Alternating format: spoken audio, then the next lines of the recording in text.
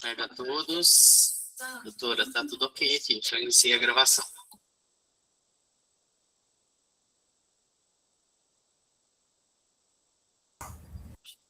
Bem, boa tarde a todos, né?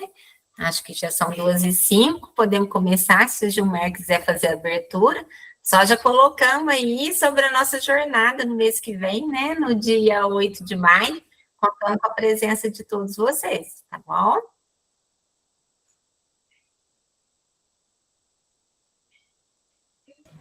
Pessoal, boa tarde. Jaqueline, tudo bom, Jaqueline? Tudo bem? Então, hoje é a nossa quarta qualificação do ano. A gente gostaria de dar boas-vindas a todos, né? Hoje vão ser tratadas 3 temáticas muito importantes, que é o diabetes, a obesidade e a avaliação do ultrassono pré-natal. Então, a gente acredita que vai ser um momento muito proveitoso de construção de conhecimentos. Então, bem-vindo a todos. Doutora Maria Paula, posso fazer uma intervenção? Da jornada, para inscrições em grupos, quem for de prefeituras, entrar em contato conosco na educação corporativa, porque a gente vai fazer um pacote só para as prefeituras, para facilitar o pagamento, para facilitar as inscrições. Eu vou colocar aqui no chat o e-mail que vocês vão entrar em contato, para que vocês possam fazer as inscrições por grupo, por prefeitura, que isso vai facilitar também as inscrições e o acesso também, e o pagamento também, tá ok? Muito obrigado. Já, se quiser, então, compartilhar já a tela da apresentação, né? Hoje nós vamos estar aqui para apresentar sobre o tema, a Vanessa, nutricionista responsável do PROMAI, e eu, para a gente poder abordar, né, essas...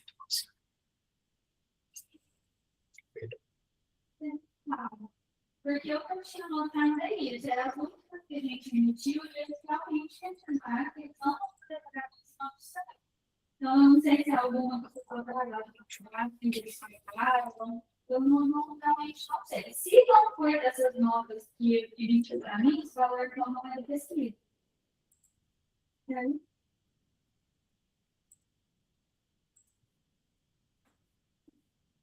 É estranho, né? Mas, enfim. Bem, então nós vamos começar falando sobre diabetes, né? Dessa vez, eu estou dando uma ênfase maior à questão pré-concepcional. Por quê? Para a gente poder estar preparando as pacientes para ter um bom resultado pré-natal, tá? Porque o que acontece? Vocês acompanham as pacientes que estão na idade reprodutiva e tem uma oportunidade ímpar de que é preparar essas pacientes para uma gestação. Então, por isso que dessa vez eu dei uma ênfase maior aos cuidados pré-concepcionais, tá? Então, o diabetes, ele constitui um grupo de distúrbios do metabolismo de carboidratos, que apresenta como resultado comum a hiperglicemia. Ela pode ser tanto secundária, defeito da produção da insulina e sua secreção, assim como na ação desse hormônio. E hoje a gente tem algumas questões que são bastante importantes, que são as mulheres estarem deixando para engravidar mais tarde, a questão da obesidade e também a mudança que teve no critério diagnóstico, a que levou essa prevalência tão alta quanto 18%. A classificação não houve nenhuma mudança, né? Vocês vão ver que eu usei algumas coisas dessas mudanças que teve, que ainda nem foram colocadas dentro do Ministério da Saúde, nas mudanças nacionais, mas que eu acho que é importante da gente ver, tá? Então, a gente vai classificar como um pré-gestacional, que é aquela que tem o diagnóstico confirmado antes da gestação, e pode ser tipo 1 e tipo 2, né?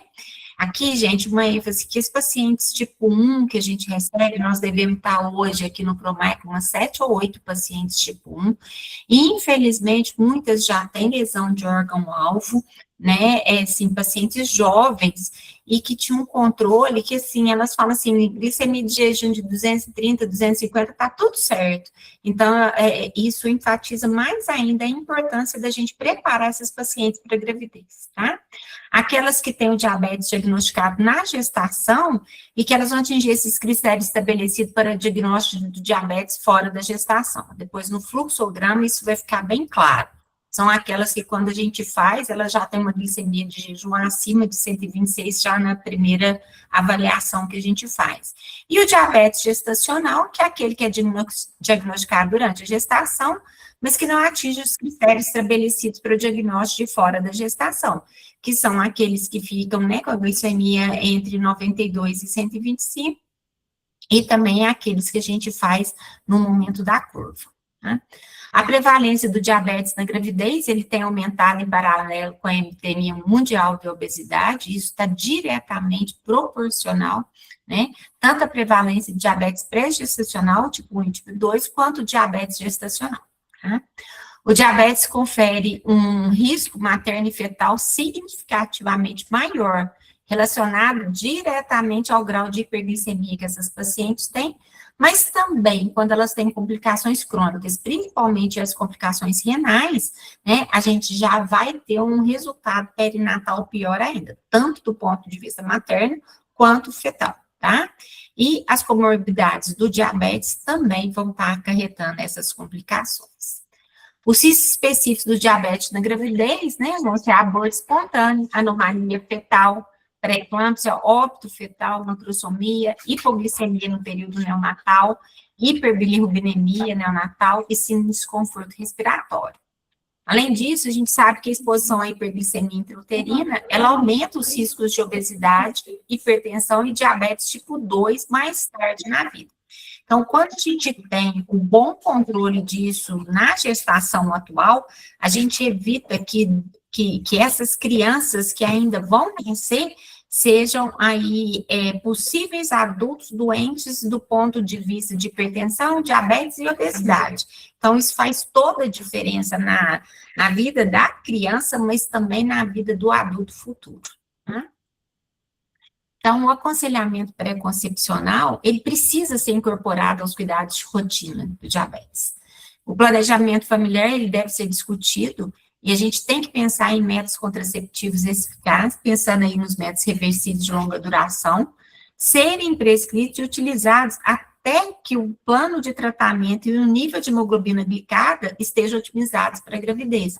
Ou seja, a gente assegurar uma contracepção segura até o momento que ela está pronta para ter um bom resultado periconcepcional, materno e perinatal, né? Aquelas pacientes que já têm histórico de diabetes gestacional devem realizar rastreio pré-concepcional para diabetes e cuidados pré-concepcionais que vão possibilitar identificar e tratar a hiperglicemia, prevenindo malformação congênita e outros desfechos maternos e fetais diversos. Então, a gente deve fazer isso, né, nessas pacientes que tiveram o diabetes na gravidez anterior. Os benefícios, né, tanto do DM1 quanto do DM2, quanto a isso, é redução do risco de malformação congênita, risco de parto prematuro, né, porque muitas vezes a gente acaba tendo que indicar uma interrupção eletiva dessa gestação antes do período ideal, ou muitas vezes, pela macrosomia e polidrama, elas podem ter aí a prematuridade. Consequentemente, a internação e UTI neonatal, isso reduz a mortalidade perinatal e o baixo peso ao nascer para a idade gestacional, quando a gente está falando daquelas pacientes que já têm complicações vasculares, né? O componente mais importante do cuidado pré-concepcional específico para diabetes é o alcance das metas glicêmicas antes da concepção. Uma hemoglobina glicada abaixo de 6,5, fora do período gestacional, porque quando é no período gestacional, ou seja, ela já está no pré-natal e a gente vai fazer essa medida vai ser normalmente abaixo de 6. Por quê? Porque eu já começo a ter as alterações fisiológicas da gestação que fazem com que essa hemoglobina glicada, ela seja mais baixa do que quando a gente compara com os valores que a gente considera fora da gestação. Não, e esse bom controle, ele se associa ao menor risco de anomalias. Quais são? Embriopatia diabética, anencefalia, microcefalia, cardiopatia congênita, anomalia renal, regressão caudal, e isso, né, a presença dessas malformações, elas são diretamente proporcionais ao nível de hemoglobina glicada durante as primeiras 10 semanas de gestação. Daí a importância da gente usar um método contraceptivo seguro essa paciente ter um bom controle glicêmico, alcançar aí o nível de hemoglobina glicada abaixo de 6,5, e só aí ela está, né, sendo liberada. Isso está longe de ser a realidade. A maior parte das pacientes pré-gestacionais chegam aqui com nível de hemoglobina glicada muito ruim, tá? As DM1 eu não vou nem falar.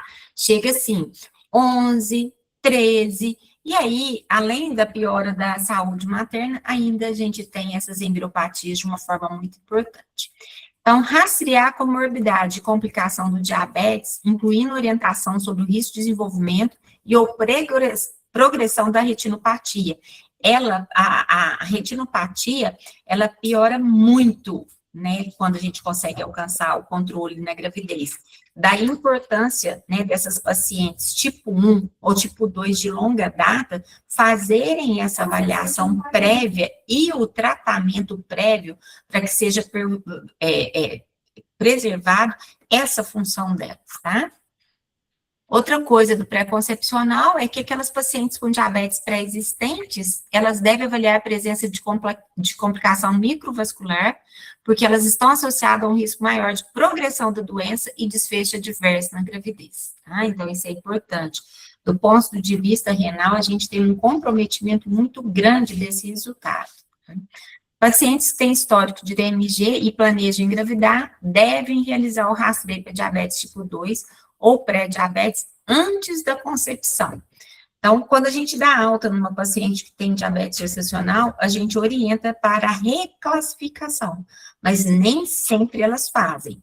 E aí, é super importante o papel da unidade básica de saúde, de estar cobrando, né, dela fazer esse exame e poder fazer essa reclassificação, né, porque quando se elas tiverem sido rastreadas antes da concepção, os testes a gente pode realizar antes da 15ª semana, tá? Exatamente para não atrasar o diagnóstico na gravidez. Então, o que é o ideal? Ela teve diabetes nessa gravidez, faz a reclassificação e vai continuando fazendo essa reclassificação anualmente, né? Se ela não fez isso, a gente já deve, no próximo pré-natal, já fazer um rastreamento mais cedo para identificar precocemente e instituir os cuidados precocemente, tá? Os filhos que são expostos a diabetes não tratada apresentam sensibilidade à insulina e compensação das células beta reduzidas, sendo mais propenso a apresentar intolerância à glicose desde a infância. Então, isso era muito, a gente falava muito disso na vida adulta, mas já está aparecendo também, né, de uma forma bastante significativa, essa intolerância à glicose desde a infância dessa criança, tá? Os exames específicos que a gente deve pedir, hemoglobina glicada, creatinina e a relação... Oi? A relação albumina-creatinina, tá? Antes da concepção, recomenda-se atingir níveis de glicose o mais próximo possível do normal, dentro dos limites de segurança, sem hipoglicemia excessiva, tá? Então, gente, isso também é importante, porque às vezes a gente consegue uma melhora, né, às custas de uma hipoglicemia, e isso também é prejudicial. Então, a gente tem que tentar manter essa paciente normoglicêmica, né? E não uma hora ela faz hiper, outra hora ela faz hipo. Isso também é muito prejudicial. E as metas glicêmicas pré-concepcionais, elas devem ser alcançadas utilizando terapias aprovadas para o uso da gravidez. Aí nós vamos estar aí na nossa nova moda, né? Do controle da obesidade, que a gente está tendo um super uso, né? E muitas vezes não está sendo visto a consequência que a gente tem de quando parar essas medicações e qual a segurança delas quando os pacientes chegam usando na gravidez, tá? Então, esse estabelecimento das metas glicêmicas pré-concepcionais, ele é útil para orientar os ajustes da dose da insulina nas pacientes que fazem uso da insulina. Então, a gente vê o peso aqui das pacientes diabéticas tipo 1, né? As seguintes metas glicêmicas pré-concepcionais são recomendadas: uma pré-prandial de 80 a 110, 2 horas pós-prandial abaixo de 155, e se usa insulina e a pós-prandial está dando abaixo de 100, a gente tem que reduzir a dose da insulina. Então, vocês veem que esses valores do preparo na pré-concepcional são diferentes das nossas metas glicêmicas na gravidez. E isso a gente tem que estar atento. Isso aqui é no período antes da mulher engravidar, tá? Identificar esses fármacos potencialmente prejudiciais, como inibidores da ECA, bloqueadores receptores de angiotensina, os hipolipemiantes, incluindo aí as estatinas, tá? Incluir recomendações sobre quando devem ocorrer alterações da medicação para estabilizar as condições e os fatores de risco controlados por esses medicamentos, com terapias alternativas antes da gravidez. Quando a mulher descobre que está grávida, ela já está na fase de formação fetal, né? Então, aquilo que é contraindicado o uso na gravidez por ser teratogênico, a gente não dá para deixar para suspender depois que a mulher fica grávida. A gente precisa suspender ainda no preparo da gravidez. Daí essa importância da questão pré-concepcional, tá? E aqui, né, os medicamentos da moda, né, que a gente precisa estar pensando, né, os agonistas do receptor do peptídeo, né, o glucagon 1, GLP-1, e os agonistas do polipeptídeo insulinotrópico, né, os GLP, né, eles têm que ser descontinuados antes da gravidez, tá? E no período que as pacientes estão usando esses medicamentos para engravidar, e vamos lembrar que na hora que a mulher perde peso, aquela infertilidade relativa que ela estava por causa da resistência à insulina, ela melhora da infertilidade. E aí ela engravida fazendo uso das medicações. Então, a bula do fabricante recomenda a suspensão da semaglutida pelo menos 2 meses antes de uma gravidez planejada, porque ele tem uma meia-vida longa. E não há recomendação na bula americana para a tirzepatida, mas a bula canadense recomenda a sua suspensão pelo menos 1 mês antes da gravidez. Então, nós temos que entender que as mulheres que estão usando a medicação precisam usar um método contraceptivo seguro e saber que precisa suspender a medicação antes de ficar grávida, não é depois que fica grávida, tá? Aí a gente chegou no pré-natal. Cuidamos do pré-concepcional, né? Então, naquelas pacientes que chegam para nós e ela tem diabetes pré-gestacional ou diabetes diagnosticado na gestação, é necessário o diagnóstico de possíveis comorbidades ou lesão em órgão-alvo, para que a gente possa adequar o tratamento e controle metabólico. Então, nós temos que fazer fundo de olho, nós temos que fazer avaliação de lesão renal, tá? E, infelizmente, o que a gente vê é que o fundo de olho, né, nas pacientes diabéticas tipo 1 e tipo 2 de longa data, ele deve ser feito trimestralmente na gravidez. E hoje, o que acontece? Eu vou conseguir o fundo de olho que a gente pede lá na primeira consulta, às vezes até depois que o menino já nasceu. Então, se essa paciente tiver que ter, né, uma retinopatia proliferativa, perda de função visual, né, a gente não conseguiu evitar isso por essa questão. Então, em termos de gestão, é necessário que a gente priorize, né, a realização do fundo de olho nas pacientes DM1 ou as pacientes DM2 de longa data, que têm o potencial de ter essas lesões, porque elas precisam ser tratadas para essas mulheres não ficarem cegas, tá? O acompanhamento pré-natal deve ser realizado por equipe multidisciplinar. No diabetes, as consultas devem ser quinzenais até 30 semanas e semanais a partir disso. Esse cuidado, ele é compartilhado com a rede primária e com o pré-natal de alto risco, e não é assim, né?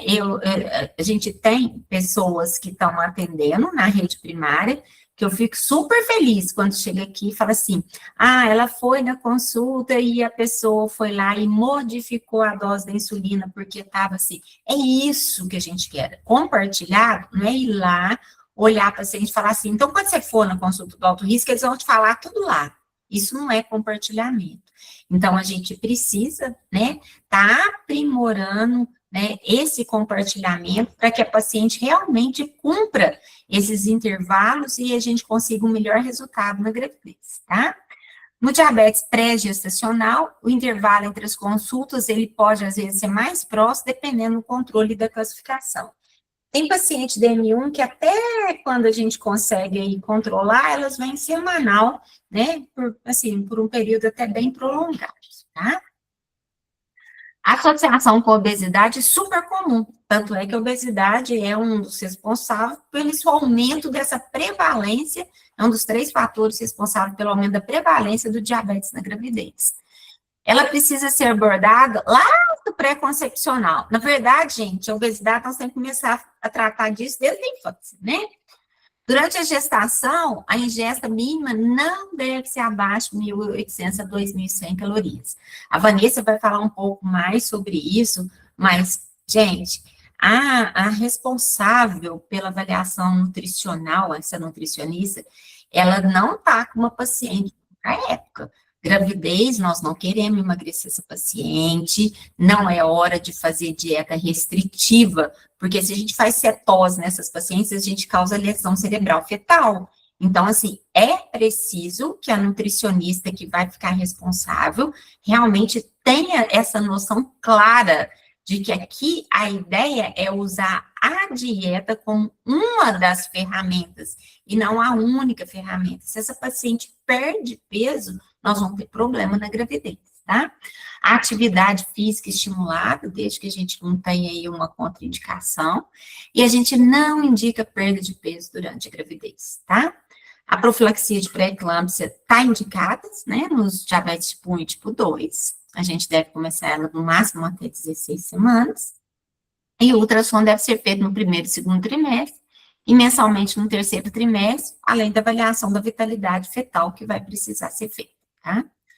Aqui, né, o esquema de correção, o fluxograma de diagnóstico, ela vai fazer na primeira fase para a gente a glicemia de jejum, né, idealmente a gente deve fazer antes de 12 semanas, isso eu vejo que a gente tá, assim, são raras as pacientes que não estão chegando no pré-natal no primeiro trimestre, isso é um excelente indicador de captação de paciente nesse período, mas, na hora que a gente pega essa paciente, tem ali 92 a 125, gente, ela só vai repetir se a paciente falar assim, fui numa festa ontem, comi um tanto de doce, não estava de jejum. Do contrário, não precisa repetir, tá? Porque a gente deve orientar a paciente que glicemia de jejum é feita em jejum, e que ela precisa ter 8 horas de jejum para fazer o exame, tá?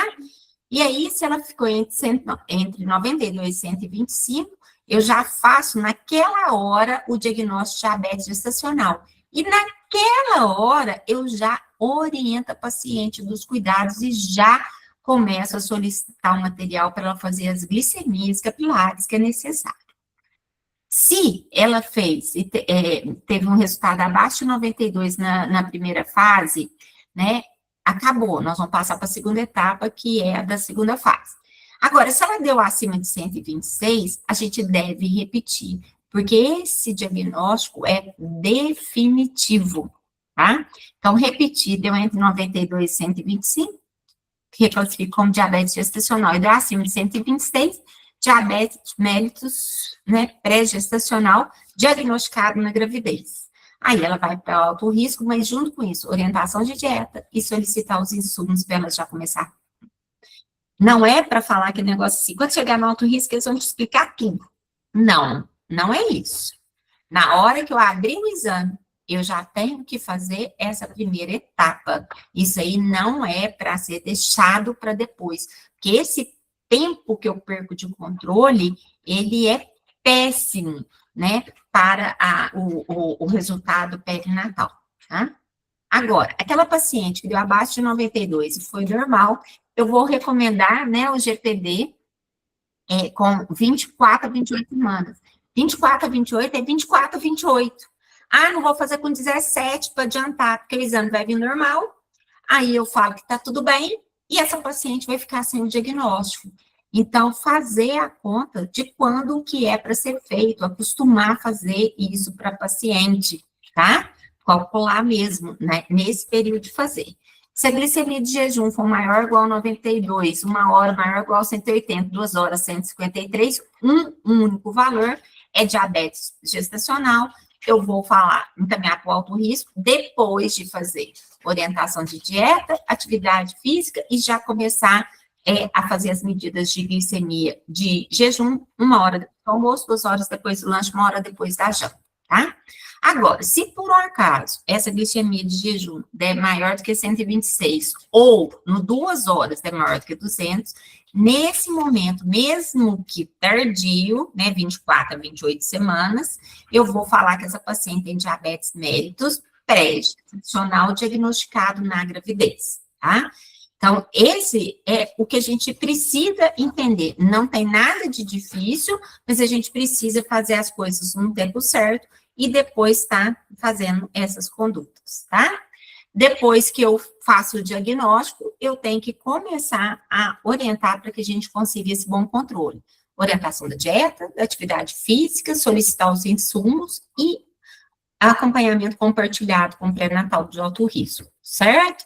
Então, isso aqui, gente, ele é feito na hora que eu abro o exame e vou ter minha primeira conversa com o paciente, não é depois, não, tá? A meta da gente é alcançar um jejum abaixo de 95, 1 hora abaixo de 140 e 2 horas pós-prandial abaixo de 120. E lembrar que para que a gente não tenha as complicações, a gente deve evitar a hipoglicemia, tá? Aqui, essa divisão eu já vou pedir para Vanessa falar e depois ela vai também estar colocando, né, essas questões aqui da orientação da dieta, tá? A dieta ela é feita de uma forma individualizada, a gente calcula sempre com o peso pré-gestacional dessa paciente, não com o peso atual. Então, através do peso pré-gestacional que ela trouxe para a gente vai começar a fazer a prescrição dessa dietoterapia. A gente vai fazer o cálculo de acordo com o IMC dela. Então, se ela é uma paciente que a gente chama de eutrófica, ela vai ter uma certa X de calorias. Se ela é uma paciente obesa, sobrepeso, e assim por diante. Então, depois que a gente traçou o diagnóstico nutricional dela e calculou essa meta de calorias, a gente vai prescrever esse plano alimentar. Geralmente, a gente distribui conforme o doutor descreveu mesmo, de 40% de carboidrato, de 40% a 50% de carboidrato, proteínas de 15% a 20%, gorduras de 30% a 40%, sempre indicando os alimentos que são fontes de fibra, ômega 3, e orientando também a questão do adoçante, né, que às vezes elas chegam para a gente com um pouco de receio, mas pode usar, não pode, e a gente sempre indica quais são os melhores da gestação e a quantidade que deve ser utilizado no dia. A atividade física, então, né, por que ela é super importante? Porque diminui a glicemia de jejum e pós-prandial, diminui a necessidade do uso da insulina e auxilia aí no controle de ganho de peso. Com isso, a gente vai recomendar para elas 30 a 40 minutos de exercício aeróbico 5 vezes na semana. Tá? Então, essas pacientes têm que ter essa recomendação. Às vezes, elas fazem academia, às vezes, elas fazem pilates. Eu sempre falo que é excelente e deve fazer mesmo, mas ela tem que incluir nisso, né, também o aeróbico, que é o que vai fazer, né, esses efeitos benéficos aí na gravidez. O tratamento farmacológico de escolha é a insulina, tá? E aí as pacientes, elas ficam assim, não, mas eu vou ficar dependente, vou viciar a insulina. Tem várias falas nesse sentido. Não, ela vai usar até o final da gravidez, tá?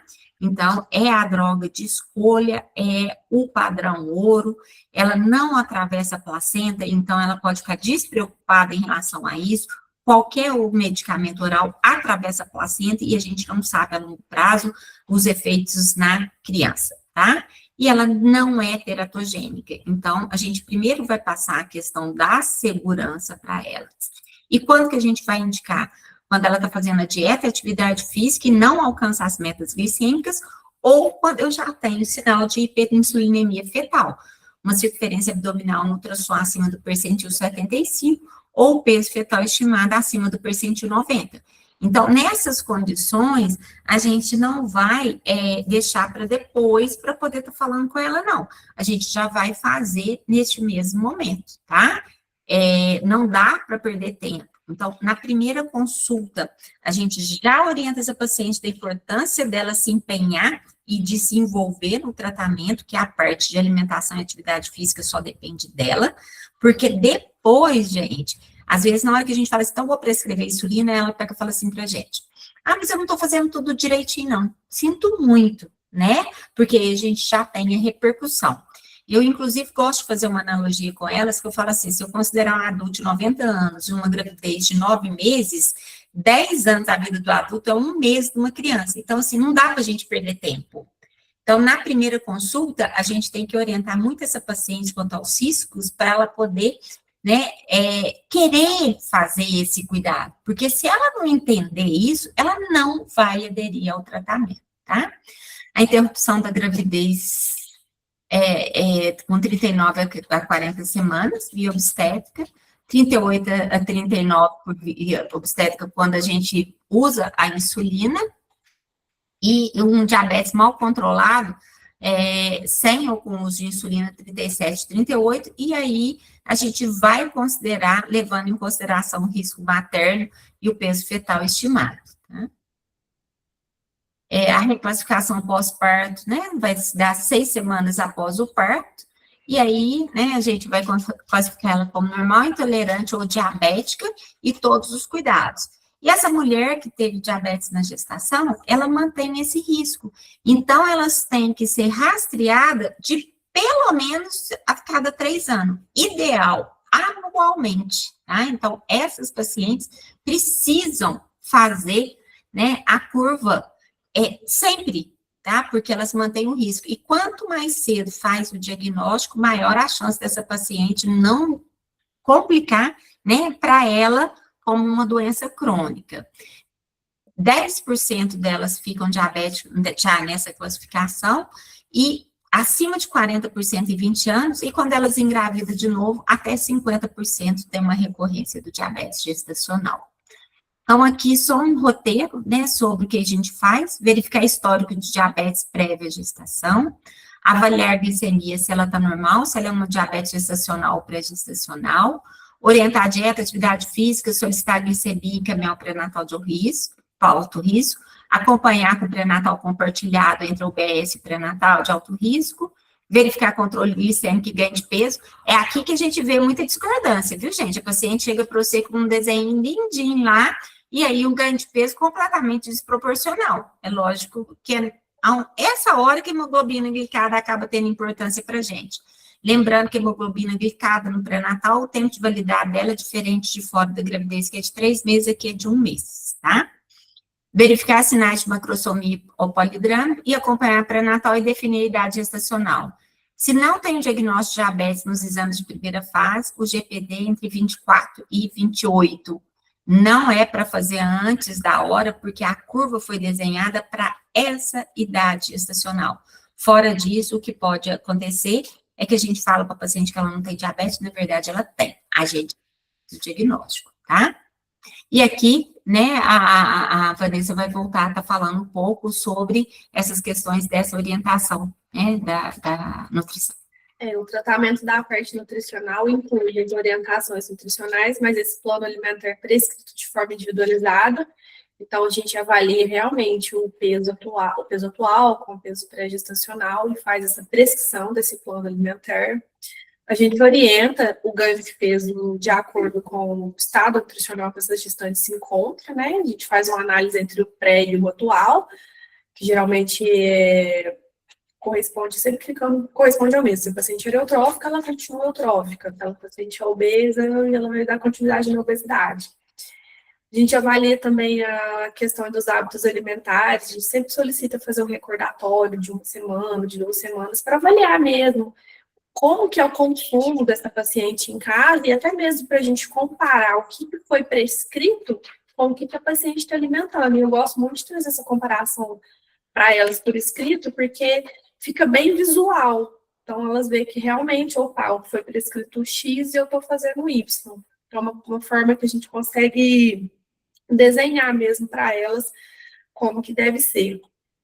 Outra questão também que pega bastante para a gente é a questão da acessibilidade aos alimentos, que às vezes é uma queixa que acontece, assim, até que com uma certa frequência.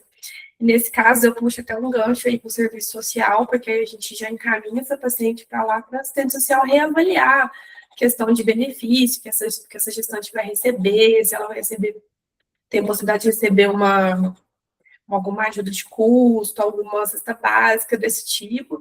E eu sempre oriento elas também, olha, você vai fazer a sua alimentação, a sua dieta de acordo com o que você tem em casa.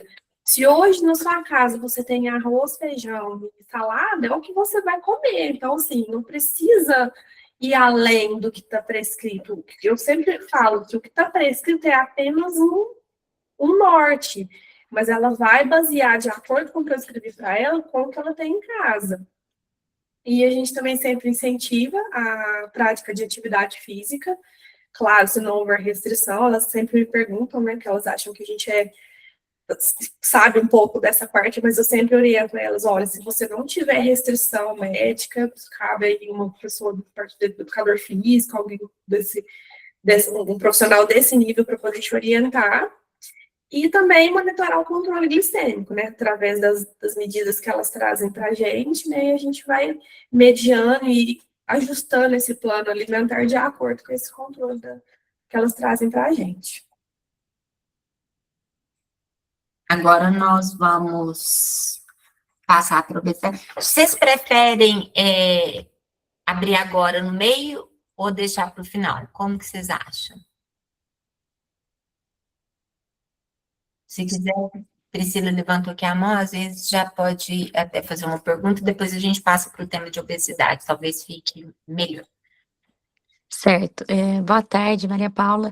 Eu queria tirar uma dúvida. Eu estou com uma gestante, ela tem obesidade e resistência insulínica aumentada, e todos os exames dela de glicemia vieram normais, o TOTG normal, e ela tá agora, fez o de terceiro trimestre, também veio normal, só que ela fez um eco fetal e deu polidramnio.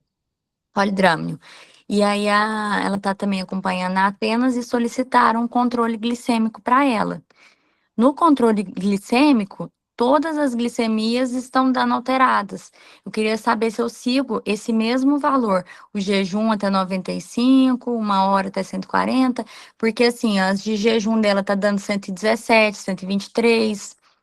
E por que então, será que o exame de laboratório deu diferente? Todos os exames de laboratório deram normais. Então, assim, o comportamento de teu polidrama é de alguém que está tendo mesmo uma alteração dos níveis glicêmicos. Aí o objetivo é o mesmo. Agora, alguma coisa está com problema, ou laboratório ou glicosímetro, né? Porque eu não tem uma diferença já do valor mesmo quando a gente faz a glicemia capilar e a venosa, tá? Até 10, mas não essa diferença tão grande que você está colocando. Então, ou o laboratório não está te dando o resultado certo, ou o glicosímetro, né, que nós estamos tendo muito problema em relação a isso, não está correto. E ela está tendo uma manifestação, né, de uma repercussão de uma hiperinsulinemia fetal. Então, na verdade, esse valor de 117 de jejum, ela tem que fazer o uso da insulina, ainda mais que ela está com o polidrâmino já sendo aí apresentado. Agora, essa diferença entre a capilar e a de laboratório, algum dos dois está te entregando um resultado errado. Aí, quando for assim, eu peço para trocar o laboratório, para ter... Ou glicosímetro laboratório, você vai ter que fazer. O que eu olho muito? Às vezes, no dia que ela marcou, né, na folha da glicemia capilar e ela colheu no mesmo dia do laboratório, eu vejo a discordância daquele valor. Tá dando muita diferença. 1 hora após o jantar, deu 183 essa semana. Então, assim, muito alto. Aí você tem que pensar o que é que você vai confiar. Um outro glicosímetro, conferir, né? Porque aí a questão é que a sua tomada de conduta, ela precisa de estabelecer qual que é o valor, quais são os exames que você está baseando, né? Porque um dos dois tem que estar errado aí. Aí, no caso dela, já entraria com insulina. Esses valores, 117, 180 e poucos, tá fora, né? Eu encaminhei ela essa semana, Vitória, não sei, depois você quiser ver. A Micaela está sugerindo aqui para comparar com o glicosímetro do centro de saúde para ver se está tendo diferença entre os dois, se é o que está com ela ou o outro. Certo, vou fazer isso então, obrigada, viu? Eu queria tirar uma outra dúvida, se puder, no final, não tem relação com a diabetes, é sobre parto cesáreo. Tá, tranquilo. Gente, mais alguma coisa em relação ao diabetes? Porque aí a gente passa para a apresentação da obesidade. Maria Paula, Oi. tem 3 perguntas no chat. Você quer que eu as leia? Você lê para mim, senão eu vou sair daqui da apresentação. Leio sim. A primeira é da Micaela. Ela pergunta o seguinte: só o percentil acima, sem hiperglicemia no controle, ainda tem benefício da insulina? Teria risco de hipo, certo? Sim, a gente tem que ver, porque a gente vai discutir um pouquinho no ultrassom, a circunferência abdominal, por exemplo, ela tem um 20% de diferença entre observadores, e o peso estimado, 10%, tá? E o polidrama também, ele vem por uma avaliação mais subjetiva, então a gente tem que tomar muito cuidado nessas coisas. Então, eu sempre comparo o ganho de peso que essa paciente tem, se está compatível com o controle glicêmico que ela está me trazendo, e aí essa mesma sugestão que você deu, Micaela, de estar comparando a medida do glicosímetro dela com o do postinho, às vezes é interessante a gente fazer isso, né, nessa mesma hora. Às vezes a paciente chega com um controle belíssimo e um ganho de peso desproporcional. Aí a hemoglobina glicada, ela te faz ter muita segurança de falar com a paciente, fala assim, esse controle que você está me trazendo, ele não é real. Olha aqui, essa hemoglobina glicada de 7, com esse controle maravilhoso que você está me trazendo, tá? Então, nesses casos, algumas vezes a gente, inclusive interna, porque, na verdade, você não está confiando que aquele controle que ela traz, ele é real. Tá? Doutora, eu tenho uma dúvida, por exemplo, caso que está com uma macrosomia fetal, e aquilo está sendo sustentado, igual o caso da Priscila mesmo, e aí os exames todos de glicemia em jejum, TLTG, estão normais. Compensa a gente, então, fazer esse controle glicêmico ou glicada? Seria uma indicação, sendo um tração assim, mais robusto, sustentado dessa macrosomia, para a gente tirar a prova, principalmente em pacientes obesos, né, que eu estou pensando aqui. Olha, ficou um pouco ruim, assim, de escutar. Não sei se eu não estiver respondendo o que você me perguntou um pouquinho. Mas esse teste, né, com esse valor de 92, 180 e 153, ele é muito sensível, tá? Então, na verdade, ele trabalha com uma sensibilidade muito maior do que especificidade. E a gente tem que lembrar que, entre as crianças com obesidade, só 20% delas, né, se deve ao diabetes. A obesidade é o grande problema da macrosomia do recém-nascido, mais do que o diabético, tá? Então, eu tenho uma população de crianças macrossômicas com diabetes, mas, como uma forma geral, se eu pegar todas as crianças que nascem macrossômicas, só 20% delas é por causa do diabetes. Então, a gente tem que tomar muito cuidado para a gente também evitar aí a prevenção quaternária, que é inventar a doença para paciente onde não tem. Então, se eu fiz os testes de uma forma adequada, e aí é importante, gente, que a gente tem que ir na recomendação do teste, essa paciente 3 dias antes, 72 horas, ela tem que estar comendo normal, do jeito que ela come todo dia. Porque se ela faz uma dieta restritiva, o exame vem bom. E aí a gente está olhando controle, não diagnóstico. Então, tem que tomar muito cuidado com isso. E uma das coisas que eles retiraram a questão do repetir a glicemia é porque diabetes todo mundo sabe o que é. Aí a paciente faz uma dieta restritiva, o exame vem normal e a gente acha que está normal. Então, a gente tem que levar muito em consideração, assim, se essas informações todas que a gente está tendo, montar um raciocínio se elas são reais mesmo, tá? Porque pode ser só isso, que ela tenha feito uma dieta restritiva, o exame deu normal e, na verdade, não é. A próxima pergunta é do PSF3. Já vi médico do particular solicitar a glicemia e a glicada. A glicemia jejum vem alterada e a glicada normal. Qual a conduta? Glicemia de jejum, que o que é preconizado é a glicemia de jejum. Hemoglobina glicada, ela está tendo agora, nesse último consenso de 2026, um lugar no diabetes tipo 1, tá? E não no diabetes gestacional, não tem nenhum valor em termos de diagnóstico. A terceira pergunta é da Lívia. Boa tarde, Maria Paula. Em relação às ultrassonografias na gestante com diabetes mellitus gestacional, fica obrigatória a realização das ultrassonografias morfológica e o ecofetal? Pergunto porque temos... Oi?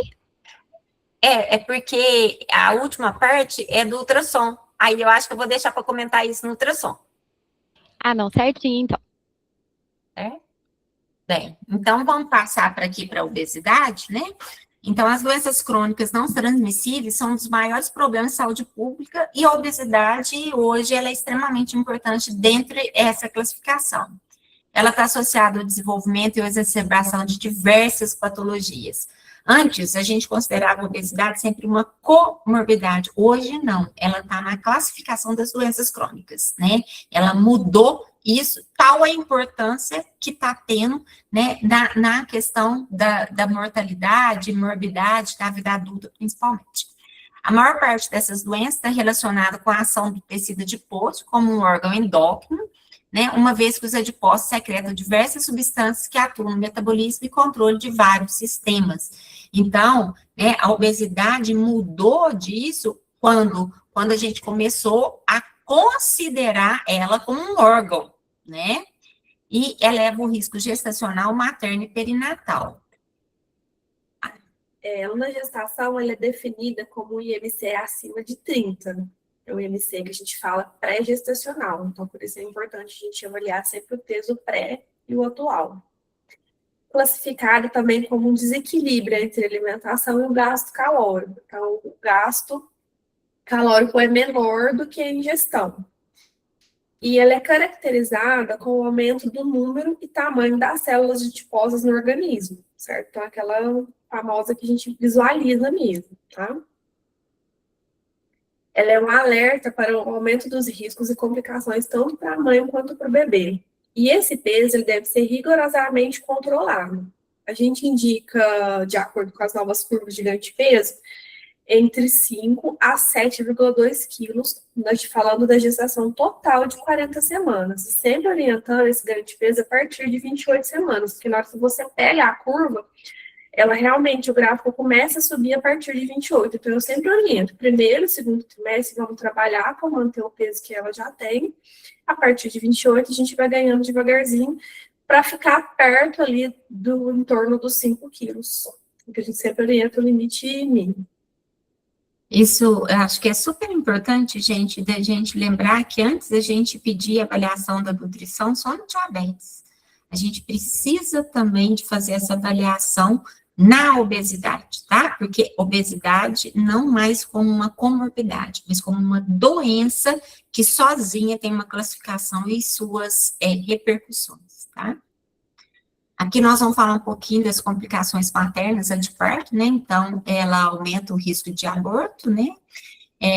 De DM2 ou DMG, posteriormente, síndromes hipertensivas, parto prematuro, por causa das complicações que vão aparecer, né? Ela tem aí o risco da gestação múltipla, detecção de anomalias congênitas e a síndrome do túnel do Carpo e outros aspectos osteomusculares por causa da exigência e sobrecarga. No intraparto, a gente vai ter partos mais difíceis, falha de indução, uma maior incidência de parto cesárea, de distócia no parto, principalmente relacionado aí a distócia de ombro, né, e a própria desproporção que pode acontecer, porque esses fetos são mais macrossômicos, né, e complicações com analgesia. E no pós-parto, a gente aumenta muito o risco de tromboembolismo, de infecção, depressão e depressão respiratória, né, que a gente pode ter principalmente aí, né, depois do parto com a apneia do sono, que é muito comum nessas pacientes, o que leva a uma hipoxigenação e uma piora, né, do risco cardiovascular dessas mulheres a longo prazo, tá? Do ponto de vista fetal, a gente tem aqui uma maior mortalidade, tanto no período neonatal, perinatal e pós-natal, tá? As anomalias fetais, né, defeitos do tubo neural, malformação cardíaca, orofaciais, anomalias de redução de membros, nessa redução. Elas estão relacionadas aí à hemoglobina glicada acima de 6,5, e às vezes, assim, diretamente proporcional que a gente tem recebido paciente até com 13,5 de hemoglobina glicada, o que leva quase que invariavelmente essa paciente a ter malformação.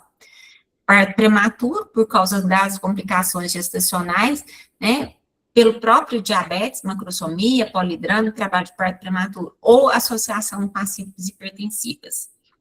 Os fetos grandes para a idade gestacional, por causa da hiperinsulinemia fetal, né, por esse ambiente metabólico materno alterado pela adiposidade. Né.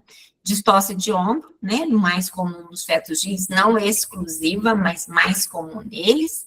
Predisposição à obesidade na vida adulta, né, então o desenvolvimento do ambiente obesogênico aumenta o risco de doenças como hipertensão, hiperglicemia, resistência à insulina, hiperlipidemia, doença arterial coronariana, obesidade, aumento da adiposidade de doença hepática, ou seja, tudo que adulto morre, né, gente, os riscos cardiovasculares que a gente tem.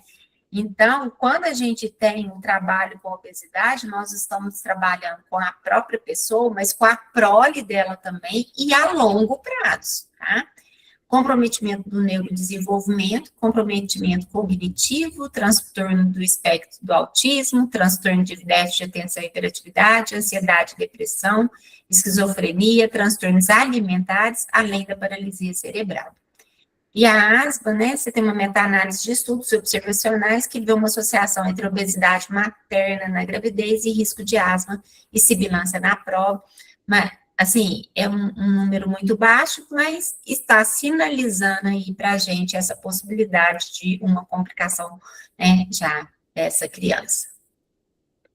Então, também, né, o pré-concepcional, né, a gente já deve avaliar o peso nessa consulta, aconselhar sobre risco específico da obesidade na gravidez e intervenções no estilo de vida para prevenir e tratar a obesidade, incluindo encaminhamento à nutrição, independentemente do estado diabético, isso que eu já tinha falado com vocês, a importância da gente enxergar a obesidade como uma doença por ela só.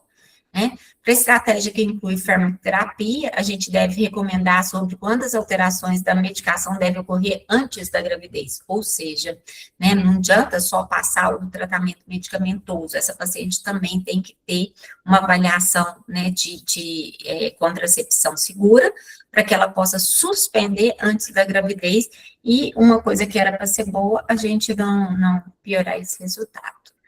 A cada 5 pontos de IMC materno, aumenta a mortalidade fetal em cerca de 15% a 25%. Então, quando a gente põe sobrepeso, 25, 30, 35, 40, acima de 40, ó para onde que a gente vai com a mortalidade fetal, tá?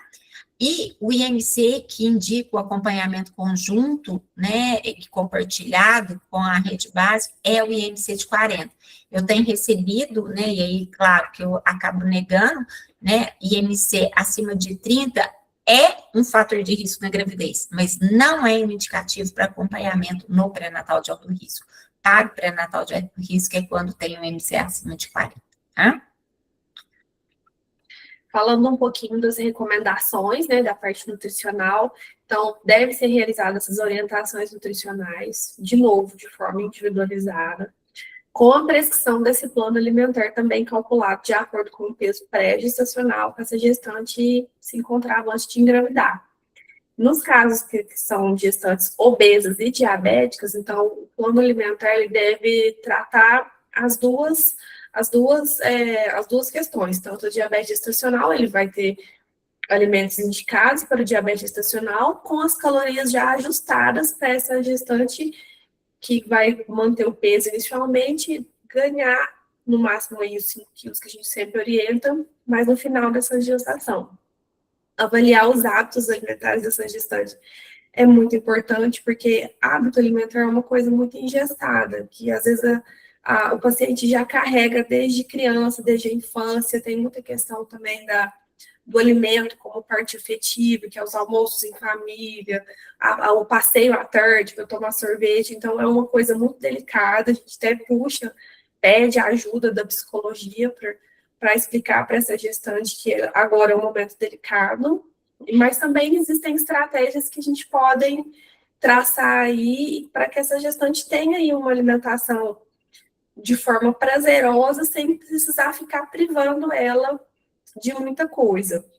Sempre também trabalhar com incentivo dessa atividade física, quando não tem contraindicação, o ganho de peso dentro das recomendações, e no finalzinho a gente sempre estimula a amamentação como forma de otimizar a saúde infantil e normalizar o peso materno. Então, eu sempre explico para elas que o gasto calórico como a produção de leite para amamentar uma criança depois que esse neném nascer é muito grande. Então, elas têm que aproveitar esse gancho desse gasto calórico para ajustar esse peso, porém, sem fazer dieta restritiva, porque muitas chegam a ver que vai começar a perder peso, começa a amamentar e começa a querer atirar os alimentos.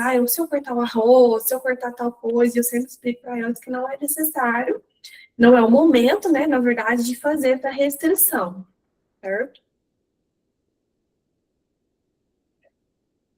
Aqui, gente, eu trouxe da Febras o que a gente tem aí do ganho de peso na gravidez, e ele ainda não trazia, mas quando a gente tem maior do que 40 de IMC, o ganho de peso na gravidez, na verdade, deve ser 0, tá? Não ter perda, porque perda em ninguém, né? Mas sem ganho de peso, porque a gente tem vários pacientes de 40, 50 e poucos, né? Não é pouco, né, desse IMC. Então, nessa tabela, ela não veio, por isso que eu não reproduzi, mas eu acho que é importante a gente lembrar aí, então, dessa faixa, né, de ganho de peso na gravidez.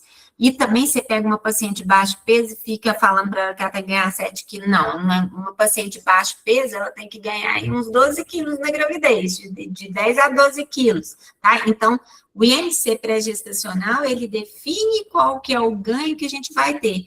Inclusive, no cartão de pré-natal, né, as curvas vêm pela divisão desse peso, mas elas não trazem ainda quando a gente tem o IMC acima de 40.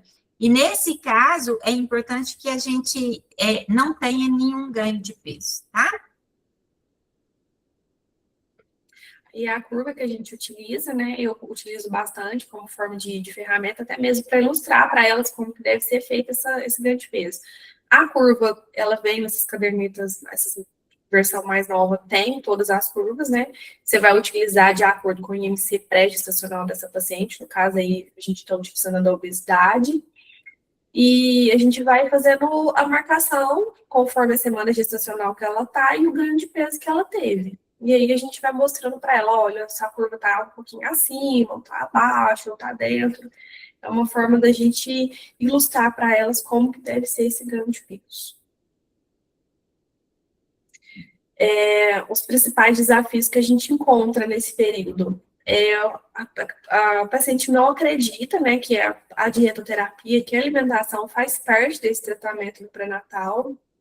Então, assim, é um desafio muito grande, eu acho que é o principal aí, porque a alimentação não é só a questão de se alimentar, é uma questão de hábito, é uma questão de rotina, é uma questão também de afeto, envolve vários fatores que às vezes nós, nutricionistas, não conseguimos assim, ultrapassar essa barreira. Mas a gente tem que deixar bem claro que faz parte do tratamento, que ela não deve pegar aquela dieta que a gente prescreve, aquela orientação e jogar no lixo. Eu sempre explico para ela, por favor, também não pregue na porta da geladeira. Mas você vai andar sempre com esse cardápio na sua pastinha, na sua bolsinha, porque um dia que você for fazer uma refeição fora, se for fazer uma refeição que não está ali na sua casa, no seu dia a dia, você vai ter o acesso ao que você vai poder escolher, o que você pode alimentar. Outra coisa também que a gente enfrenta bastante é a questão da adesão ao plano alimentar. De novo, eu volto aí na questão de que já é hábito da paciente, a dificuldade de mudança, né?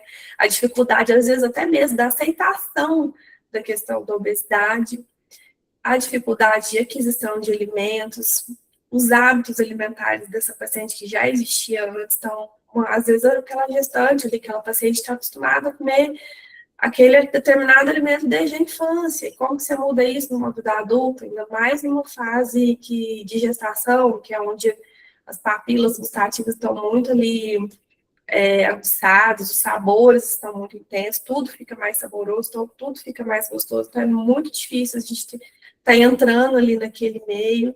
E também os desejos e as vontades que existem nessa fase, né? Que muitas chegam para mim e falam, hoje eu saí um pouquinho, eu comi um docinho, eu comi tal coisa que estava com muita vontade, eu não tinha essa vontade antes, e isso existe, eu acredito muito que existe, que eu passei por isso, mas é uma coisa que a gente consegue também orientar de forma segura. Olha, vamos comer, mas vamos comer não a quantidade, vamos comer meia porção, um terço da porção, só para saciar aquela vontade ali no momento, mas deixar explicando, acordado com elas que uma refeição ruim que elas tiveram ali no dia, hoje eu comi, sei lá, um cheeseburger, uma refeição ruim, não, elas não têm que pegar o prescrição nutricional dela, jogar fora e continuar tudo ruim. Então, escorregou uma refeição, fez uma refeição ruim, na próxima você vai continuar com o plano alimentar. Então, você tem que voltar, tem que manter esse foco. Bem, então nós terminamos a apresentação de obesidade. Se alguém quiser fazer alguma pergunta sobre isso, porque aí a gente passa para a questão do ultrassom.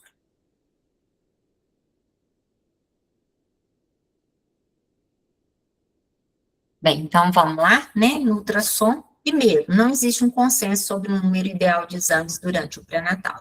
Depende muito de onde que a gente pega essa informação. Se você pega para as pessoas que têm interesse comercial em ultrassom, ela vai te falar que precisa de uns 10 ultrassom na gravidez, antes e depois da fase, tá? Então, na verdade, a gente tem que dividir pelos 3 trimestres e saber o que eu espero disso. E tem também o outro extremo de trabalho, que fala assim, né, que não fazer ultrassom na gravidez não muda a mortalidade perinatal. Então, nós temos 2 extremos. A gente precisa ver aquilo que hoje a gente tem de uma forma clara, que traz benefícios, né? E aquilo que, na verdade, faz muito mais parte de uma política de mercado, tá?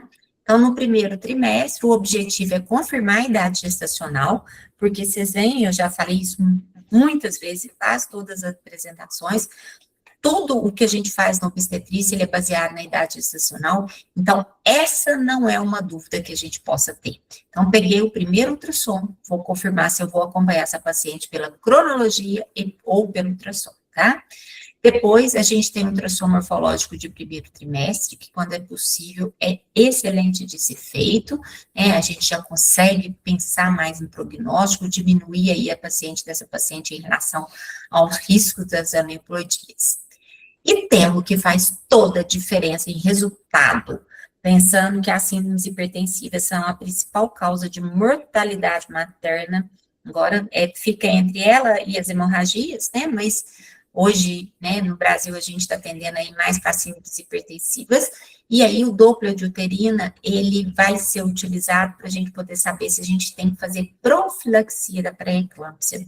Então, ao invés de eu fazer um ultrassom com 6, com 8, eu deixo para fazer um com 11 a 14 semanas, 13 semanas, 6 dias, porque eu faço o Doppler da uterina, faço o morfológico do primeiro trimestre. E se esse Doppler de uterina der alterado, né, junto com os outros dados, né, clínicos que a gente tem, a gente vai fazer a profilaxia da pré-eclâmpsia, a gente vai diminuir a incidência da maior causa de mortalidade materna que nós temos e complicação do crescimento uterino restrito. Então, esse Doppler, ele apresenta, sem dúvida nenhuma, né, um benefício muito grande na hora da gente escolher. Aquela paciente que já é obesa, hipertensa, não, essa paciente eu não precisa se preocupar, porque eu vou fazer profilaxia pelos fatores clínicos. O Doppler não vai mudar isso para mim. Então, qual que é a paciente que eu tenho que falar assim? É aquela que eu faço fator de risco, ela não tem. Ela não tem fator de risco. Eu não vou usar a AS para ela pela história clínica dela. Aí o Doppler pode me surpreender, porque seria paciente que ia complicar, né, nessa sua primeira gravidez, fazendo uma pré-eclâmpsia precoce, por exemplo. Então, assim, se a gente tem que pensar em alguém, é essa, em que eu não achei fator de risco, tá? Porque nada que tem fator de risco, eu já vou usar a profilaxia de todo jeito. Aí eu vou para o segundo trimestre, eu vou fazer a morfologia fetal, né, que é a melhor época de ver, e depois a medida do colo. A medida do colo tem sido a medida que mais nos dá a possibilidade de diminuir a incidência de prematuridade, tá? Então, esse também é um ultrassom que a gente deve fazer. Agora, do jeito que o povo está medindo o colo, não. medida bem feita, feita pela via vaginal, com a técnica correta, porque se ele tiver abaixo de 2,5, eu vou ter a possibilidade de entrar com a progesterona ou mesmo pensar na questão da cerclagem para essa paciente, tá? Então, devemos sim fazer, porque isso muda resultado perinatal. E no terceiro trimestre, nós vamos avaliar crescimento, e de acordo com a patologia, né, nós vamos fazer mais perto ou menos perto, se já apareceu um SIUR, se já apareceu um oligodrama, polidrama, né, a gente vai basear nos protocolos específicos. Então, de uma forma geral, eu devo fazer um ultrassom com 36 semanas, que ele mostra de uma forma bastante importante o SIUR tardio, em que os fatores de risco não identificam. Então, por aqui, a gente já entendeu que 3 ultrassons na gravidez para qualquer gestante, ele é importante, tá? Mais do que isso, ele é dependente do que eu encontro em cada um deles. O ultrassom do primeiro trimestre, então, ele me permite confirmar a idade gestacional, rastrear as doenças genéticas. Ideal, entre 11 e 14 semanas, preferencialmente entre 12 e 13, porque eu estudo anatomia fetal, medida da translucência, avaliação da presença do osso nasal, avaliação do ducto venoso, Doppler de uterinas, se é gemelar, identificação do número de fetos, e depois determinar se é monodicoriônico ou mono ou diamniótico. Então, isso que eu espero do ultrassom do primeiro trimestre, feito de uma forma adequada e confiável. Ah, mas eu já tive uma paciente que teve uma ectópica antes, que já teve DIP, que teve aquilo.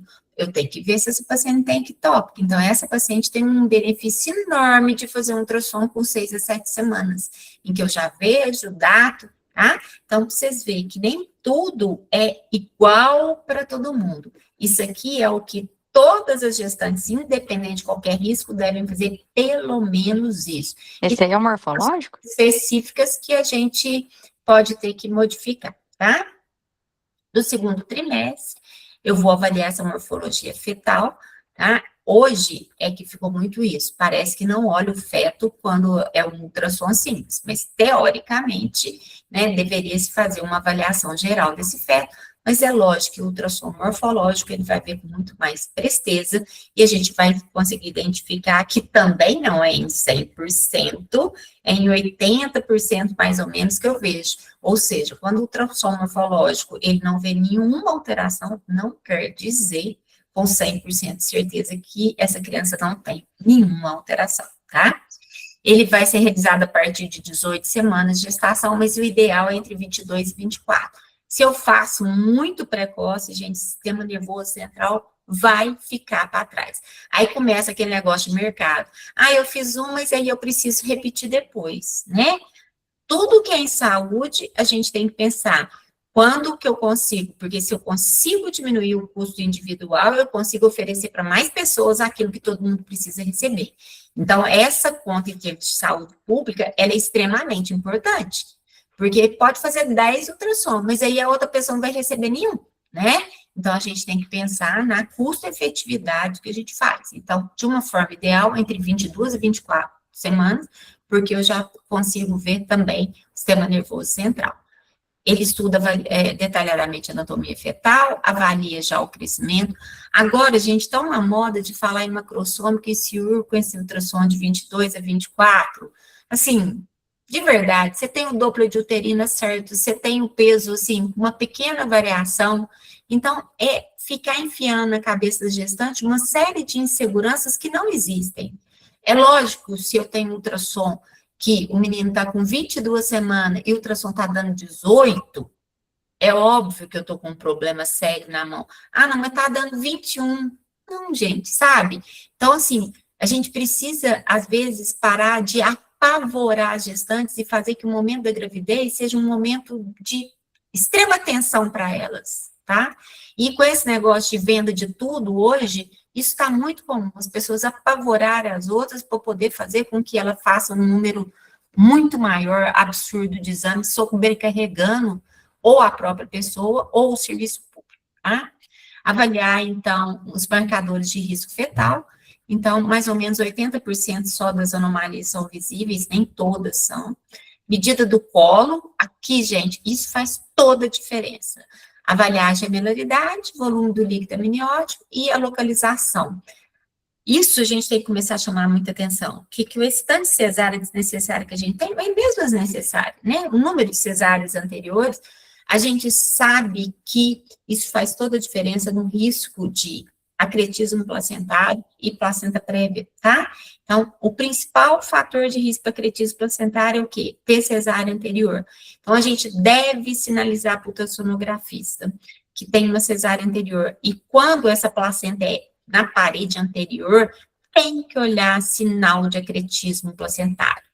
Hoje, em hemorragia, é o que mais mata mulheres no mundo inteiro. Então, assim, a gente tem que trabalhar a questão da cesárea, mas também a gente tem que trabalhar a questão do diagnóstico, porque o preparo da abordagem no parto de uma paciente que tem acretismo placentário, ela é completamente diferente, que impacta na diminuição da mortalidade materna, tá? Terceiro trimestre, avaliar crescimento, placenta, líquido e a posição que esse feto está, tá? Então, é isso que eu vejo. E com 36 semanas. Então, eu posso passar esse período de 24 até 36 semanas, se no pré-natal tiver ido tudo bem com a pressão, o aumento do útero fita, ganho de peso, tá? Eu não preciso, às vezes, do intermediário nesse momento. Agora, se a paciente tem hipertensão, diabetes, eu preciso. Aí, com 28, 32, 36, no caso, já respondendo aí, né, a Lívia que fez essa pergunta na primeira parte do diabetes. O Doppler, gente, a palavra assim, eu posso fazer o exame só ultrassom, e eu posso fazer ultrassom com Doppler, tá? Porque parece que agora só pode fazer ultrassom com Doppler, não tem mais ultrassom sozinho, né? Ele permite para a gente analisar a circulação fetal e útero placentário, identifica as alterações hemodinâmicas fetais e feto-placentários, e os principais leitos vasculares que a gente estuda é uterino, umbilical, cerebral, e depois o ducto venoso, em que a gente vai ver já nos casos complicados, também não precisa fazer ducto venoso para todo mundo, é só para quem já tem crescimento uterino restrito diagnosticado, né? É nesse caso que o ducto venoso entra de uma forma importante, tá? O Doppler da uterina, né, ele fala para a gente da invasão trofoblástica, da alteração fisiológica da gravidez, de ficar, né, um vaso de baixo resistência, propiciando que a gente tenha um fluxo adequado, né, para poder fazer essa circulação fetal, oxigenação e metabolismo adequado. Se a gente tem uma falha da invasão, existe um aumento dessa resistência da circulação uterina, o que aumenta o risco da pré-eclâmpsia e do crescimento uterino restrito, né? E ele correlaciona, então, com esses dois. Uma sensibilidade para pré-eclâmpsia de 48%, uma especificidade de 92%, e do CIU uma sensibilidade de 39%, mas uma especificidade de 93%. Então, a gente deve usar ele como um screening, em que a gente tem aí, depois, uma especificidade muito grande em firmar esse diagnóstico, em pensar em acompanhar. E é o que vai me gerar, às vezes, repetir o exame com uma frequência maior, conforme essas alterações que a gente encontra no Doppler, tá? A umbilical, ele vai falar para a gente da circulação placentária, reflete a resistência dos vasos placentários, a velocidade terciária, onde ocorre a troca do oxigênio no organismo materno e fetal. É um marcador da reserva funcional placentária. Quando eu tenho diástole zero, eu estou trabalhando com 80% a menos da função placentária. E quando eu tenho diástole reversa, eu estou trabalhando com uma perda de função placentária de 90%. Ou seja, a gente está lá à frente, esse feto está sofrendo, tá? Indicada a realização das patologias maternas que cursam com lesão vascular naquelas que determinam baixos níveis de oxigenação. Então, por exemplo, diabetes gestacional não tem por que eu fazer Doppler nelas, porque elas não têm vasculopatia. Já na hipertensa, eu tenho que fazer, porque ela tem uma vasculopatia, tá? Mas diabetes gestacional, vinha aquele negócio de ultrassom com Doppler, é só para a gente picar dinheiro, não resolve nada.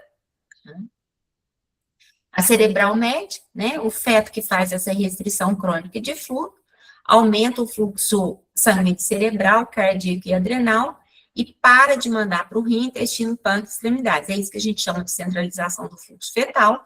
Então, o que a gente vê como sinal indireto? Por exemplo, um óleo hidrâmico. porque ele para de mandar sangue para o rim. Mas eu vejo o quê? Uma cerebral com uma baixa resistência, mandando muito sangue para lá.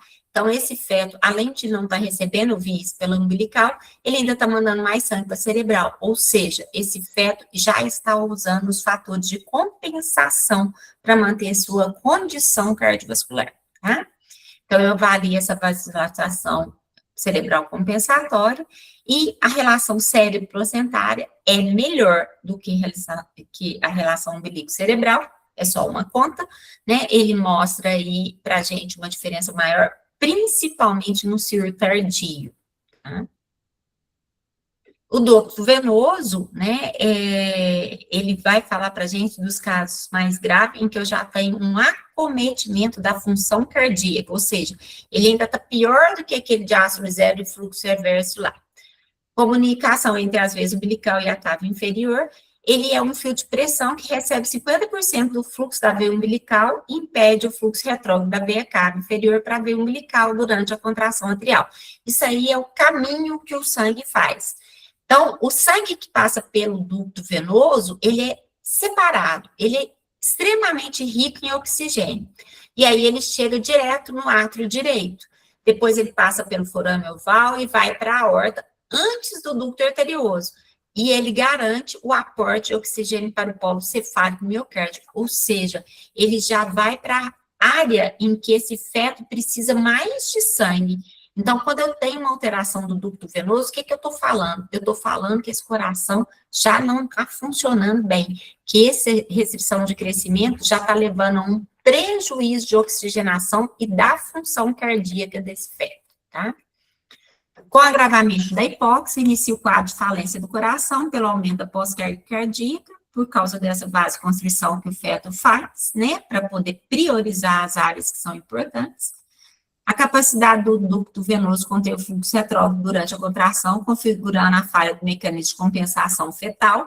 Então, ele começa a falar assim, olha, eu estava conseguindo compensar até agora eu já não estou dando conta mais, tá? É o parâmetro único mais forte para prever a curto prazo o risco de morte fetal no surgimento de início precoce. Ele torna-se normal apenas em fase avançada de comprometimento. Então, se eu vir um ducto venoso alterado, isso é uma emergência médica, tá? Então, esse é aquele que o ultrassonografista tem que falar assim, vai no hospital agora olhar isso, porque o próximo passo é a perda do feto, tá? Óbito fetal.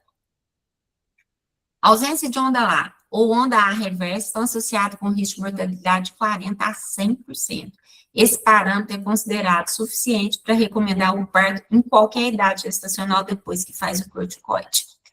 E o aumento dos índices de Doppler do ducto venoso é o maior preditor de acidemia em fetos com CIR, ou seja, repercussão de hipóxia fetal com lesão tecidual e, consequentemente, todas as consequências disso, morte ou paralisia cerebral e motora. Então, as artérias uterinas, eles são marcadores de adaptação placentária e é um screening para pré-eclâmpsia CIR. A umbilical são marcadores de reserva funcional placentária. A cerebral média são marcadores de mecanismo de compensação fetal. E o ducto venoso é um marcador de descompensação e da exaustão do mecanismo. Isso aqui, gente, esse slide aqui, é a essência do que a gente vê e avalia no Doppler, né, quando a gente está vendo essas pacientes. O eco, ele tem o objetivo de detectar cardiopatia fetal grave. Essa lei veio em 2023, eles só esqueceram de falar como que era a rede de profissional para realizar e quem ia pagar, tá? Então, é uma lei que, na verdade, tornou-se muito difícil, porque muitas pessoas conseguem e muitas pessoas que precisam pararam de conseguir, né? Então, ela inclui no protocolo de assistência de rotina às gestantes, a realização de pelo menos 2 exames de ultrassom transvaginal, né? Porque é o primeiro lá, e depois aquele do segundo trimestre para fazer a medida do colo, né? Que aqui no começo eu já pus essa questão da discordância, né? São para algumas que o ultrassom antes de 11 semanas está indicado, a maioria vai ser aí de 11 a 13 semanas, 6 dias, né? E o eco também, como uma rotina. Realização do eco para gestantes que possuem fatores de risco que deve ser realizada entre 24 e 28 semanas, idealmente entre 26 e 28. Então, gente, eu vou falar de quais são aquelas que não podem deixar de ser feitas. Aí, quando tiver financiamento profissional, todo mundo para fazer, cumpre a primeira parte da lei, tá? Agora, essas daqui, né, não pode deixar de fazer. Essas têm indicação desde sempre. Essas daqui são aquelas que a gestão tem que correr atrás para conseguir. Suspeita de anomalia estrutural, função cardíaca, o quadro de hidropsia fetal, taquicardia ou bradicardia persistentes, né, ou um ritmo irregular persistente, malformação grave extracardíaca, translucência nucal no primeiro trimestre acima de 3,5 ou acima do percentil 99, cromossomopatia em procedimento invasivo ou pelo NIPT, gestação gemelar manicuriônica, diabetes pré-gestacional ou diagnosticada no primeiro, até no máximo no início do segundo trimestre, 13 e 14 semanas, FIV, doença autoimune, parente de primeiro grau, mãe, pai ou irmão com cardiopatia congênita e aquela pessoa que usou agente teratogênico, tá? Então, aquela primeira parte, cumpre-se a lei, não dá, tá? Não tem financiamento, não tem profissional para isso. Agora, esses aqui não podem deixar de ser feitos. Essas são as referências que eu utilizei para fazer grande parte desse aqui, tá? Acho que é isto. Agora, se alguém quiser fazer uma colocação. Maria Paula, eu vou voltar no chat, pode ser? Com as perguntas? Uhum. Então, só voltando na pergunta da Lívia, é com relação à gestante com diabetes mellitus gestacional. Aí, ela pergunta se fica obrigatória a realização da ultrassonografia morfológica e do eco fetal. Morfológica, não. Se a diabetes gestacional tiver indicação de usar insulina, aí sim, tá? E tanto do morfológico quanto do eco. Agora, hoje é muito difícil se falar para uma paciente que ela não precisa fazer um morfológico, viu? Por quê? Porque houve uma piora substancial da qualidade do ultrassom de rotina, que não olha nada de morfologia. Então, assim, a questão de mercado, ela fez ficar muito importante, tá? Então, teoricamente, né, você poderia não fazer só o ultrassom obstétrico numa paciente diabetes gestacional. Na prática, com a qualidade do que a gente tem do ultrassom feito com rotina, sem ser o morfológico, a gente vai correr um risco muito grande de ter negado ao paciente uma possibilidade do diagnóstico pré-natal. A outra pergunta é da Isadora. Ela fala que ela está com uma gestante cujo feto ganhou 920 gramas no último mês. Ela ganhou 800 gramas, teve diagnóstico de diabetes gestacional, está tendo bom controle, o médico particular pediu TOTG, que veio normal. Ela se beneficiaria do uso da insulina? Não, peraí, não consegui entender, não. Ela tem o diagnóstico de diabetes gestacional.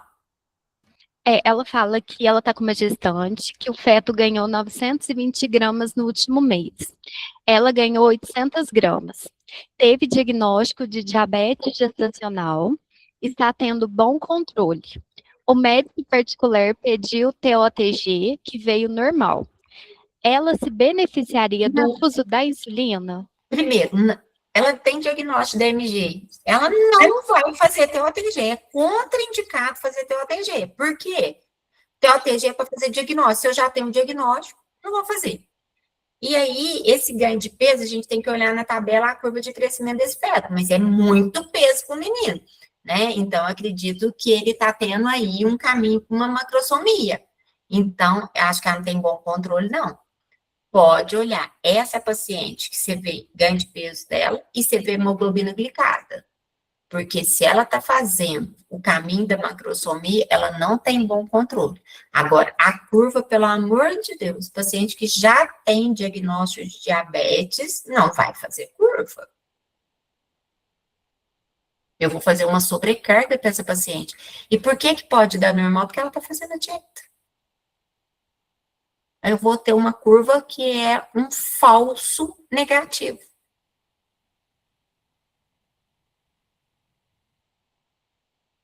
A próxima pergunta é do PSF3. Gestante com HAC, devo solicitar função renal, ultrassom e Doppler para todas e de forma individualizada, fundoscopia, ECG, raio-x de tórax e ultrassom renal? Sim. A hipertensão crônica, toda paciente hipertensa crônica tem indicação de fazer rastreamento com Doppler por feto, tá? Então, você vai fazer esse primeiro aí entre 22 e 24, e depois você vai fazer mensalmente.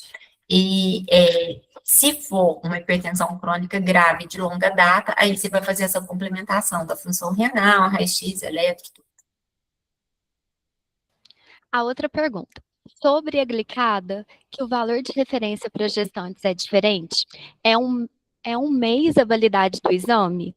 O que seria essa referência? 6, valor de hemoglobina glicada de 6, porque a gente viu que a gente considerou ali o pré-gestacional de 6,5, né, e aqui é de 6. Por causa da hemodiluição, a gente vai ter isso, e aí o tempo dela também, ele vai ficar mais curto. Agora, foi nessa revisão de 2026, né, que isso mostra, porque antes a gente nem considerava fazer o controle da hemoglobina glicada no pré-natal, mas também não é para paciente diabetes gestacional, é sempre tipo 1, ou um diabetes tipo 2, né, de mais um longo período e com controle. Outra pergunta agora da Micaela.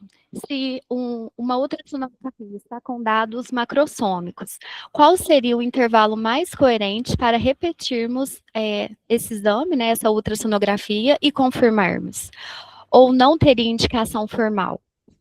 Normalmente são 15 dias. Eu nunca vou fazer para ver diferença de peso, nem para mais, nem para menos, com intervalo menor do que 15 dias, porque eu caio na faixa de erro do exame e não consigo concluir, tá?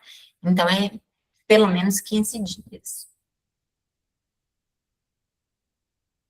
Maria Paula, aqui no chat, eu acredito que a gente passou por todas. Se alguém ainda ficou com alguma dúvida, aí pode levantar a mãozinha. Aí, Maria Paula, a Micaela colocou mais uma questão. E até qual porcentagem teria de erro? Peso, um bom ultrassonografista é 10%, circunferência abdominal 20%. Tá, a Fernanda, ela pergunta, que ela fala, né, que ela já teve caso de uma discordância enorme de peso fetal em duas ultrassonografias diferentes, de datas com 5 dias de diferença. Às vezes, ajuda a pedir para a gestante repetir o exame em serviço de confiança, se ela tiver condições. Exatamente, o problema é a qualidade do exame que nós temos. Um desperdício enorme de gente pagando para onde não tem resultado. Maria Paula, Oi. Posso perguntar sobre a questão da cesárea? Pode. Porque assim, eu tô recebendo muita gestante trazendo uma questão que é lei, elas poderem escolher fazer cesárea. Aí elas me perguntam se elas têm esse direito de escolher, eu não sei o que responder. Elas têm esse direito? Essa questão da legislação, ela pode. E aí, o que é que fala sobre isso? Que a paciente, após uma orientação dos reais riscos e benefícios, fazer uma escolha, e ela tem autonomia dessa escolha. E aí, a pergunta essa que você traz representa bem o que a gente tem. É assim, eu posso ter o direito como se ele fosse uma coisa positiva, tá? Um direito que ela passa a ter de receber algo que é bom. E a gente tem que tentar, como profissional da saúde, colocar o quê? Os riscos da cesariana e as indicações em que ela realmente traz benefício. Eu sempre falo assim para o paciente, não, você tem o direito de escolher, mas às vezes, né, você escolhe aquilo que é o pior para você e para o seu neném em termos de risco. Então, o que a gente tem que trabalhar como sistema de saúde é sair dessa resposta direta que isso é um direito, não, é um direito de escolha entre aquilo que você vai ter o maior benefício e conseguir explicar para ela quais que são, né, os reais benefícios e malefícios de uma cesárea. Quando que ela é positiva, porque o risco, ele é menor do que o benefício que ela traz, tá? Mas, a rigor, a lei prevê isso mesmo, né? como se fosse um direito dela estar recebendo algo que fosse melhor. O que a gente, como sistema de saúde, tem que ser de garantir para ela conhecimento suficiente para exercer sua autonomia naquilo que é o melhor para ela. Então, se de tudo, mesmo eu explicando, ela optar por ser cesárea, eu explicando todos os riscos, ela vai conseguir ir no hospital e agendar essa cesárea? Exatamente. Aí é com 39 semanas.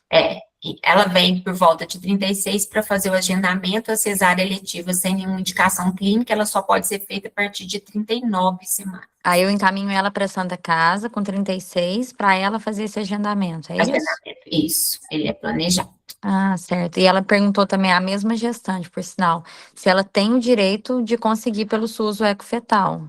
Ela consegue? É aquilo que eu mostrei na lei. Exato, Depende do município que ela está, porque as cotas são super pequenas. Então, por exemplo, aqui do PROMAI, como eu tenho que trabalhar com a quantidade disponível, eu só peço para aquelas que têm a indicação clínica e explico isso para elas. Do ponto de vista legal, você tem o direito, ninguém só avisou quem que é que vai pagar isso, e aqui eu priorizo as que têm indicação clínica para poder fazer o pedido. Agora, se você quiser pagar, eu te dou o pedido aqui para você fazer, tranquilo. Perfeito, muito obrigada.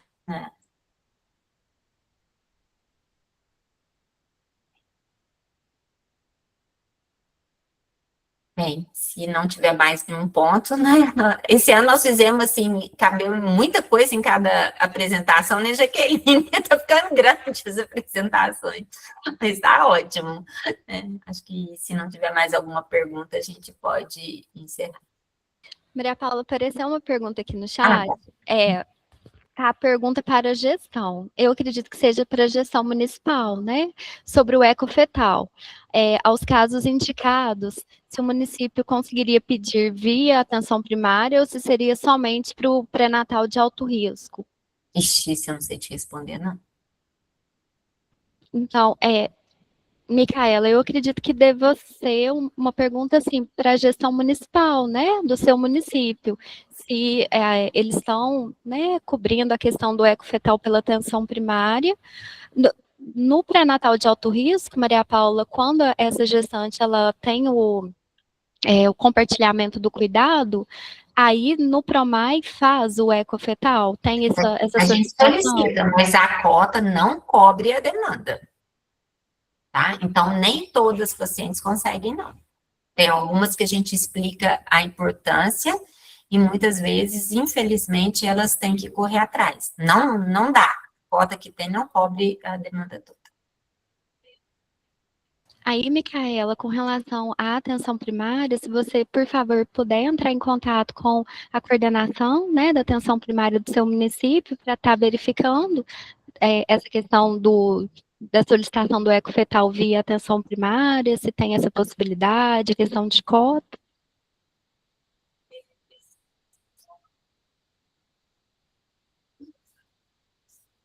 Maria Paula, pelo chat, eu acredito que a gente contemplou. Se alguém quiser fazer mais alguma pergunta, gente.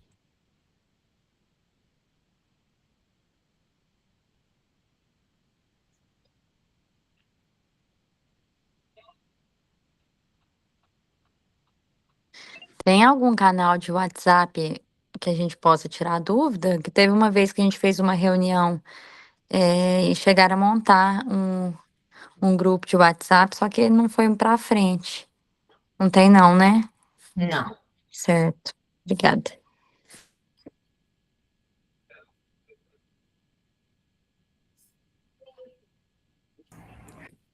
Não, só para, em relação a essa questão de dúvidas, a região agora está com a teleconsultoria, então todos os municípios têm acesso a, inclusive, ginecologia e obstetrícia também, né?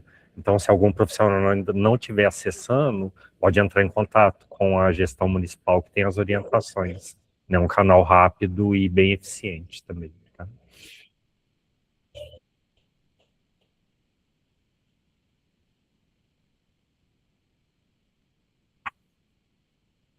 Certinho. Então, acho que uma boa tarde para todo mundo, viu? Pessoal, então boa tarde, a gente agradece a presença de todos, e aí a próxima qualificação vai ser dia 20 de maio, que vai abordar os temas da anemia ferropriva e de alguns exames de pré-natal. Então aí, mais próximo, a gente faz a divulgação para vocês. Então, muito obrigada pela participação.